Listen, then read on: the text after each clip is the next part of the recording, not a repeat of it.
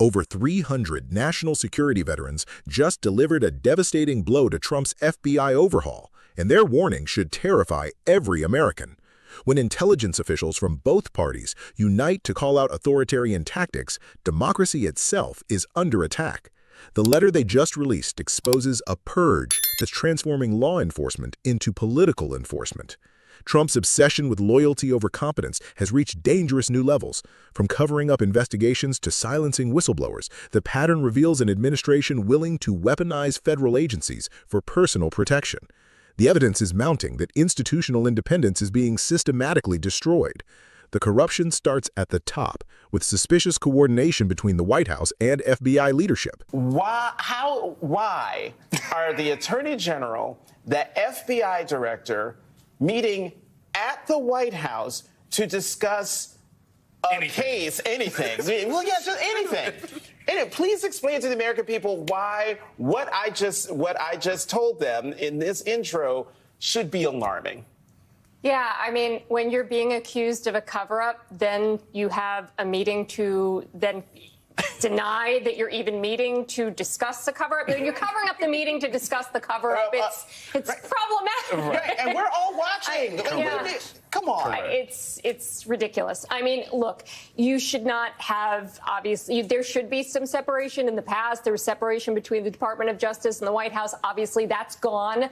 As soon as the fact that they were reviewing the file and then they found Trump's name and they ran over to the White House to go and tell him about it, I mean, that's completely alarming. I mean, under what circumstance would they think that it's inappropriate to tell the president what's going on? Like, what would have to have been in there for them to think that that was maybe the wrong thing to do? Meanwhile, real victims are being dismissed and silenced while those in power protect themselves. Victims here are real people, women who suffered extraordinarily over their life. Your sister lost her life this spring. So what do you say to someone, it's the president in this case, who calls all this a hoax? It's not a hoax. I think it's pretty clear that these survivors are not hoax. These are people, and it hurts. It's you know, they're still healing. They had something taken from them that they can never get back. And I think it's time that we take something from these powerful men that they can never get back, which is freedom. And so by calling it a hoax is a complete disgrace to everything that my sister has worked for, everything these survivors have worked for and continue to fight for. And I hope it gives them the space, and I hope it actually pisses them off, to be honest with you, enough to continue to fight and to continue to come forward. Because I can tell you here in a hoax, I think we need to be very careful with how we say things and treat this with compassion. And that feels very uncompassionate coming from somebody that's the leader of our country. Now, America's most respected security professionals are fighting back. In a rare show of bipartisan outrage, some of America's most respected national security veterans have just united to issue a scathing open letter to the Federal Bureau. And it's aimed squarely at Donald Trump. The letter, signed by members of the Steady State, a group of more than 300 former intelligence, defense, diplomatic, and law enforcement officials from both Republican and Democratic administrations, warns of an alarming purges inside the Federal Bureau. These are people who have served in the CIA, Federal Bureau of Investigation, State Department, Department of Defense, NSA, DHS, and even the uniformed military. And they are accusing Trump of dismantling the Federal Bureau's independence. The letter highlights the recent firing of veteran Federal Bureau of Investigation leaders Brian Driscoll, Michael Feinberg, and Walter Giardina, not for performance, but for what they call perceived personal disloyalty to Trump.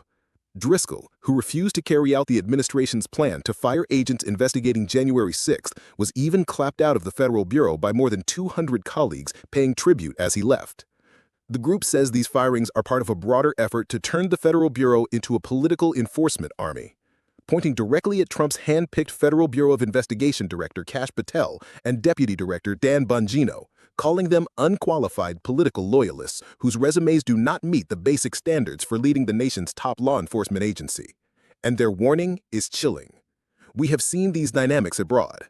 Leaders who demand loyalty from security services not to the law, but to themselves.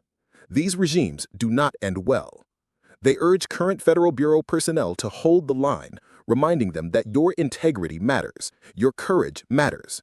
The nation is watching, and history will remember. This is no small rebuke.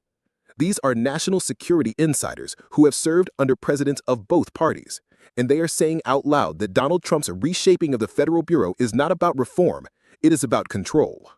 When 300 intelligence veterans risk their reputations to warn about authoritarian overreach, every American should listen.